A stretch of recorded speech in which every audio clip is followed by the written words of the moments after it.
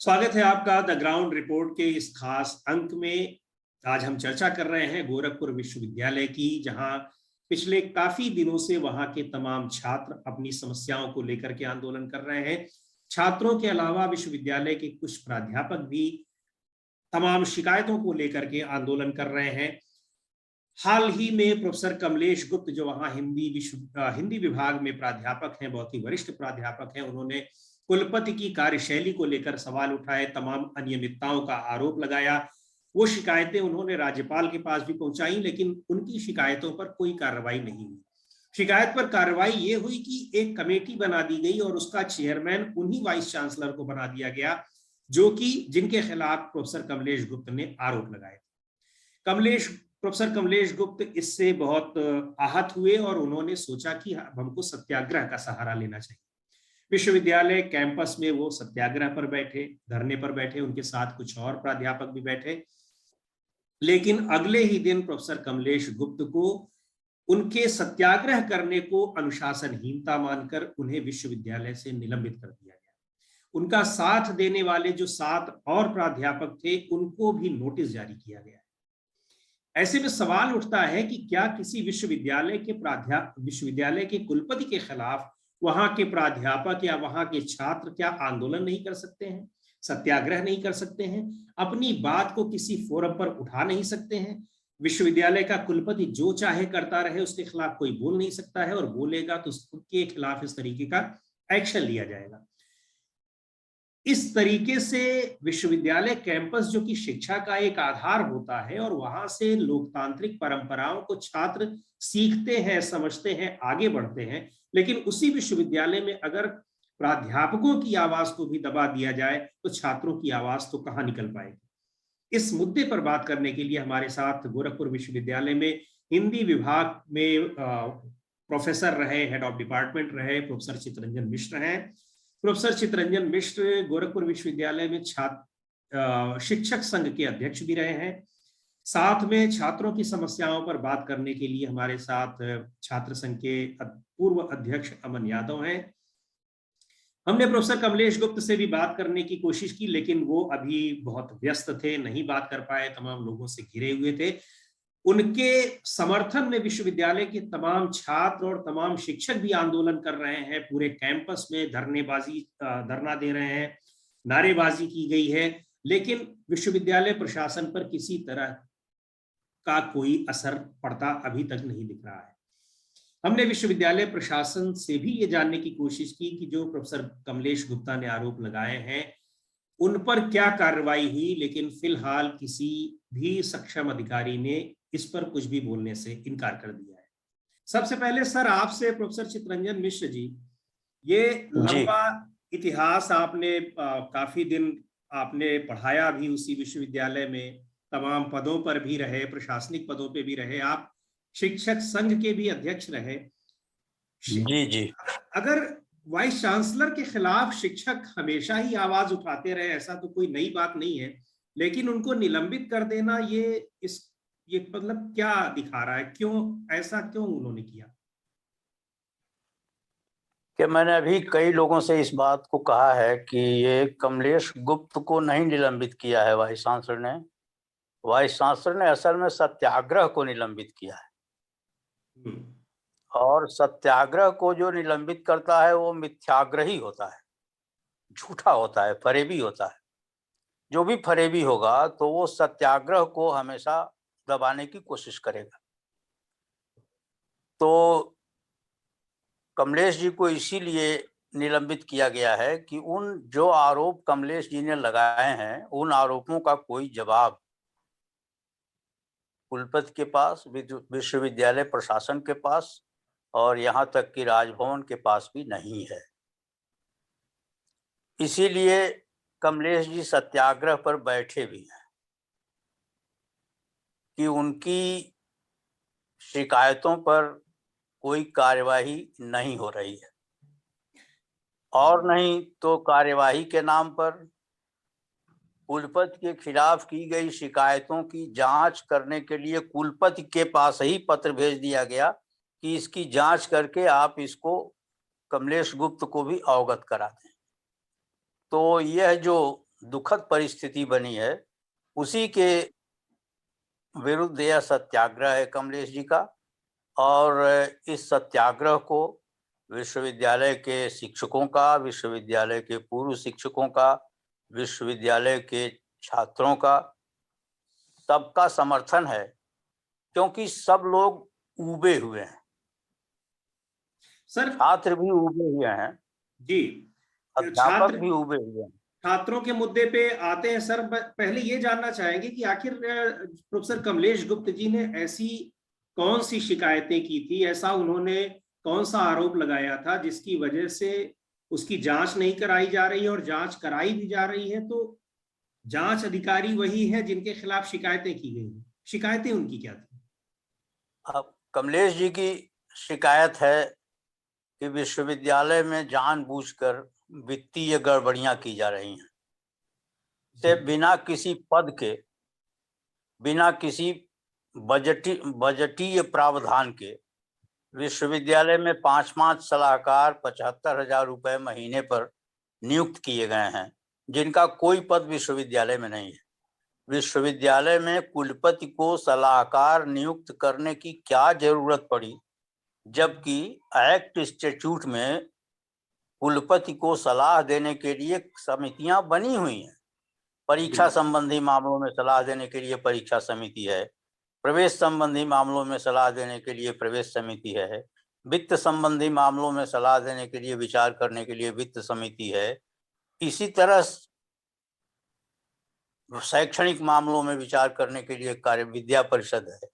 तो इन सब वैधानिक समितियों के रहते हुए बाहरी लोगों को सलाहकार नियुक्त करने का क्या तात्पर्य है, जिनका विश्वविद्यालय से कोई मतलब नहीं है, जिनकी कोई अकाउंटेबिलिटी नहीं है विश्वविद्यालय के प्रति, उन लोगों को सलाहकार नियुक्त करके विश्वविद्यालय के धन का दुरुपयोग किया जा रहा है। और विश्वविद्यालय के छात्रावासों में पीने के पानी की जो टंकी है उसकी सफाई के लिए कहा जा रहा है कि पैसा नहीं है, इसलिए सफाई नहीं हो रही है। दूसरी बात आपने जी हाँ जी, दूसरी बात, कुलपति जी विश्वविद्यालय के अधिनियम, परिनियम और अध्यादेशों का खुला उल्लंघन कर रहे हैं। विश्वविद्यालय के परिनियम 2-10 का, जिसमें विभागाध्यक्ष नियुक्त करने का प्रावधान है, कुलपति विभागाध्यक्ष नियुक्त नहीं करते हैं, कुलपति उस प्रावधान के अनुसार विभागाध्यक्ष नियुक्त करते हैं। उस प्रावधान की उपेक्षा करके अगर वो नियुक्त करते हैं तो गलत हो गया। ऐसे ही बिना समितियों में, बिना पाठ्यक्रम समिति के पास कराए, बिना एकेडमिक काउंसिल के पास कराए तमाम पाठ्यक्रम शुरू कर दिए गए हैं। पढ़ाने वाला कोई नहीं है, पढ़ने की जगह नहीं है पढ़ाने की, और कहा जा रहा है कि ये लेबोरेटरी अधिग्रहित कर ली जाएगी, उस विभाग की लेबोरेटरी अधिग्रहित कर ली जाएगी। तो ये सब जो मनमानी है, इस मनमानी की शिकायत कमलेश गुप्त ने तंग आकर की थी, अपने भीतर के नैतिक बोध के कारण की थी। सर इस पर अभी आगे आपसे और बात करेंगे कि कमलेश गुप्त जी ही क्यों आगे आए। विश्वविद्यालय में शिक्षकों का एक संघ होता है, आप खुद उसके अध्यक्ष रहे हैं। इससे पहले छात्रों की, चूंकि ये तो विश्वविद्यालय की अपनी दिक्कतें थी जिनको लेकर के कमलेश गुप्त जी आंदोलनरत हैं। पिछले काफी समय से छात्र भी आंदोलनरत हैं, खासतौर पर शोध छात्र आंदोलनरत हैं। अमन यादव जी छात्र संघ के पूर्व अध्यक्ष रहे हैं। अमन, आप बताएं कि क्या छात्रों की, क्या केवल शोध छात्रों की दिक्कतें हैं या फिर और भी छात्र हैं जिनकी समस्याएं हैं और जो आंदोलन कर रहे हैं लेकिन उनकी बातें सुनी नहीं जा रही हैं?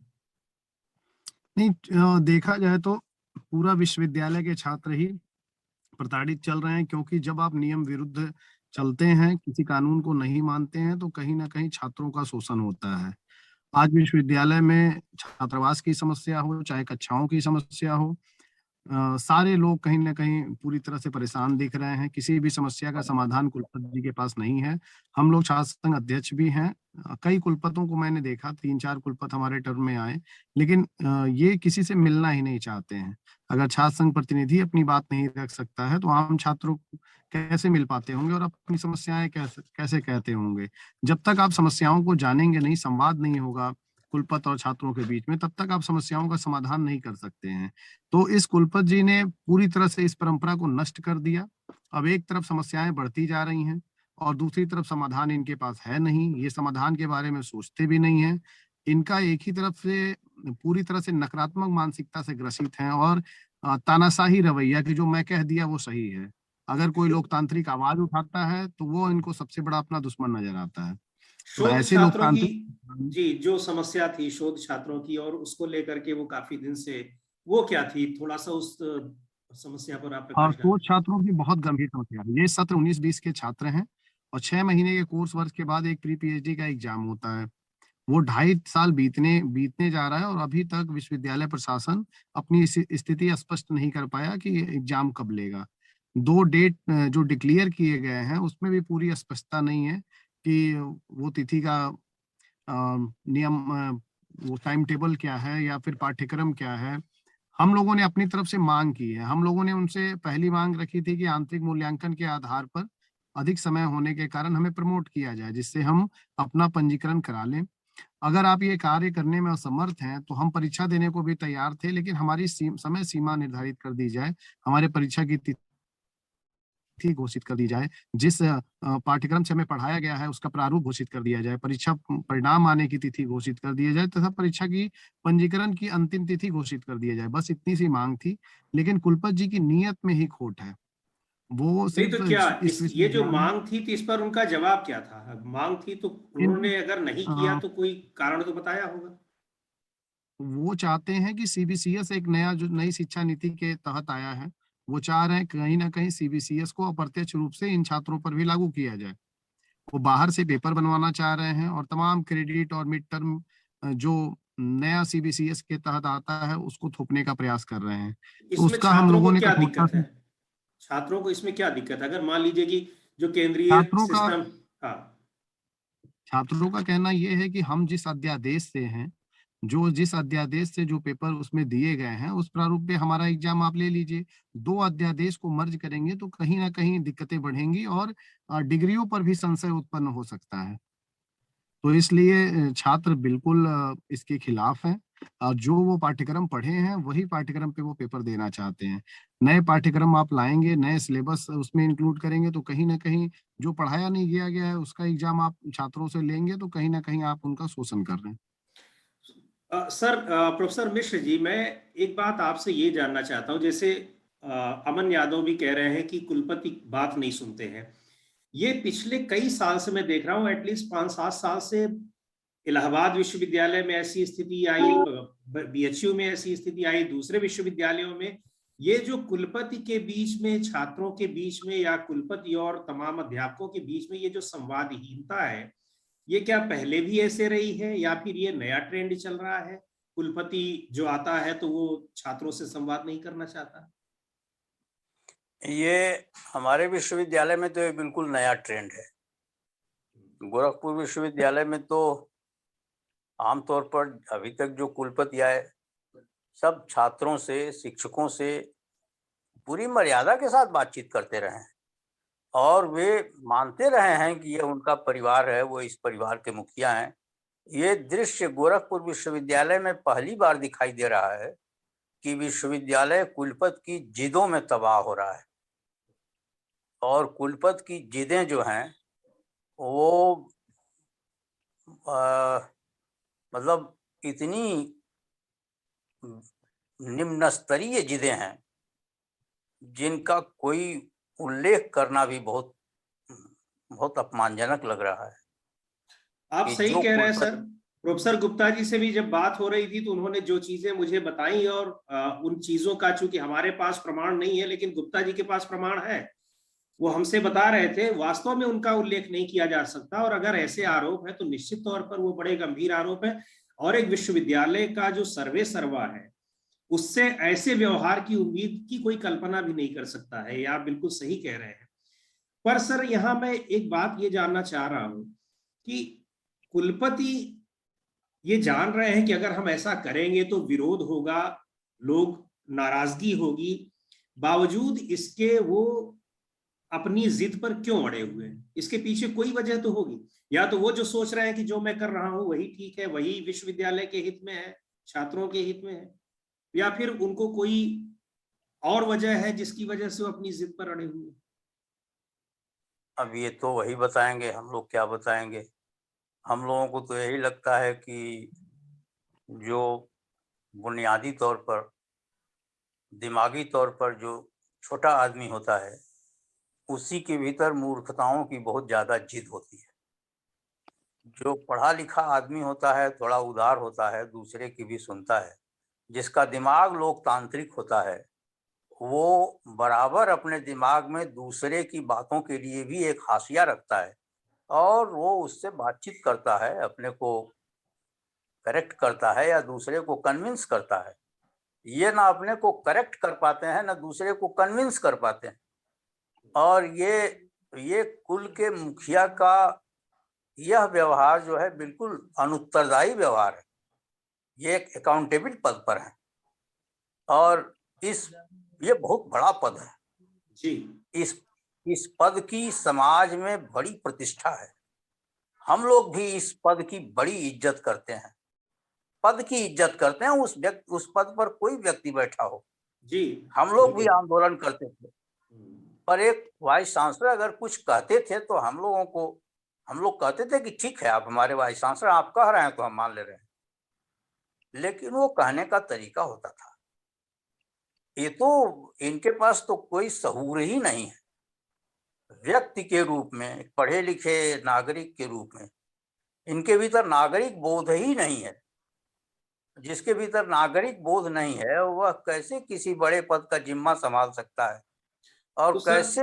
जी, निश्चित तौर हाँ पे जी। सर, इससे जो आपकी बातों से ये लग रहा है, और अगर ऐसा होता है तो ये उस पद की भी गरिमा को एक तरीके से वो कमतर कर रहा है, उसको कमजोर कर रहा है। अमन जी जी। यादव, आप मुझे बताएं कि इन परिस्थितियों में कि जब वाइस चांसलर जो कि संस्था के सर्वोच्च हैं, एक तरीके से अगर गुरुकुल देखा जाए तो उस गुरुकुल परंपरा में जो सर्वोच्च ऋषि हैं वो हैं, अगर छात्रों के बीच में और वहां के प्राध्यापकों के बीच में इस तरह की उनकी छवि है, ऐसी स्थिति में छात्र उनके साथ संवाद करने में कितना अपने को कंफर्ट पाते हैं? उनको क्या लगता है कि हम किससे संवाद कर रहे हैं? ये छात्र बिल्कुल बहुत परेशान हैं और छात्रों के लिए एक तरह से वो एक आइडियल रूप होता है। हो गए। कुलपति एक आदर्श होते हैं, किसी विश्वविद्यालय के सबसे बड़े रिप्रेजेंटेटिव होते हैं। अगर इस तरह की उनके चरित्र से ये व्यवहार झलकता है तो कहीं ना कहीं छात्रों का भी नैतिक पतन होता है। और दूसरी चीज, इंसान और छात्र डरे हुए होते हैं कि इस तरह के आताताई लोग और अराजक लोगों से बात करना, जहां हमारे शिक्षक तक उत्पीड़ित महसूस कर रहे हैं, वहां छात्र तो निसंदेह बहुत आतंकित और प्रताड़ित महसूस कर रहा होगा। तो हम लोग इसीलिए सामूहिक रूप से अब तो शिक्षक भी छात्रों के साथ उतर गए हैं। सामूहिक रूप से विश्वविद्यालय को बचाना है तो इस कुलपति को गोरखपुर विश्वविद्यालय से भगाना ही होगा, अन्यथा हमारा विश्वविद्यालय मर्यादाहीन हो जाएगा और आने वाली पीढ़ियों के लिए विश्वविद्यालय बिल्कुल नैतिकता खो देगा। सर, प्रोफेसर मिश्रा, आपसे आप मुझे बताएं, गोरखपुर विश्वविद्यालय राज्य विश्वविद्यालय है, मुख्यमंत्री जी का क्षेत्र है, क्या ये सारी बातें मुख्यमंत्री जी के संज्ञान में भी गई हैं? जाहिर सी बात है, प्रोफेसर कमलेश गुप्त ने जो शिकायतें की हैं राज्यपाल के पास गई हैं, लेकिन जी क्या जी। मुख्यमंत्री जी के भी संज्ञान में ये बातें तो आई होंगी? उन्होंने कोई अपनी जी तरफ से बिल्कुल। कोई पहल की इसको, इन विवादों को सुलझाने की? अभी तो प्री पीएचडी के मुद्दे पर विद्यार्थी उनसे मिले थे। जी। अखबारों में मुझे छपा हुआ है कि उन्होंने कमिश्नर से कहा कि ये बहुत गंभीर बात है और इसका समाधान तुरंत करवाइए।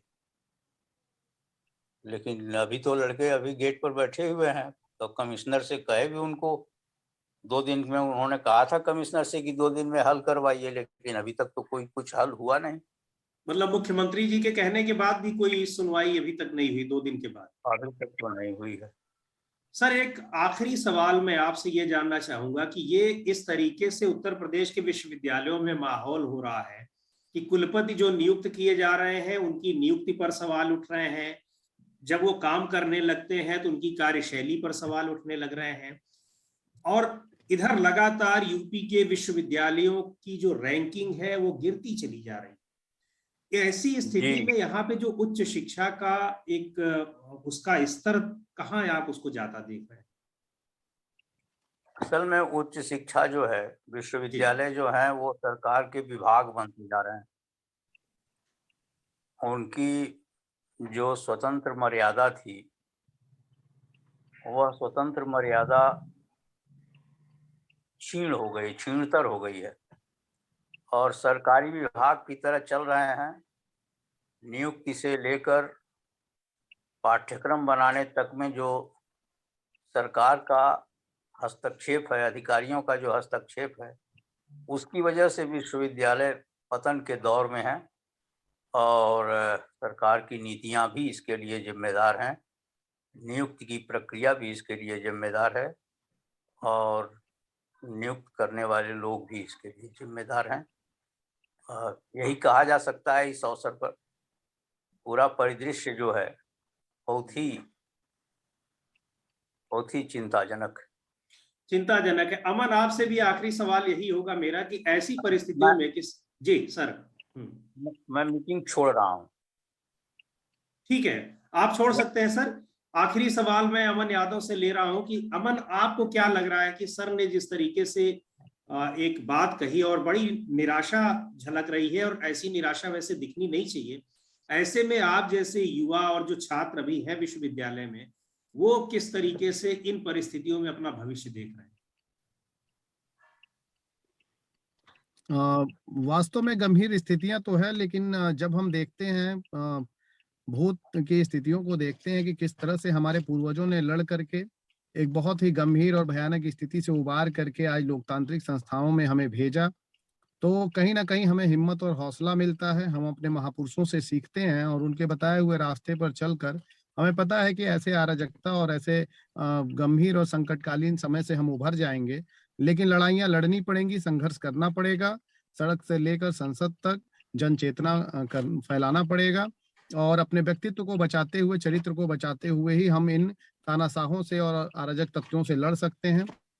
ये महापुरुषों ने साबित किया है और उन्हीं के मार्ग पे चलकर हम इनसे सामना भी करेंगे और पुनः लोकतंत्र की स्थापना भी करेंगे। चलिए, तो अच्छी बात है कि आप आशान्वित हैं, और मैं यही उम्मीद कर सकता हूं कि आप लोग ये विवाद सुलझे किसी तरीके से और विश्वविद्यालय में जो पठन पाठन का माहौल है वो फिर से स्थापित हो।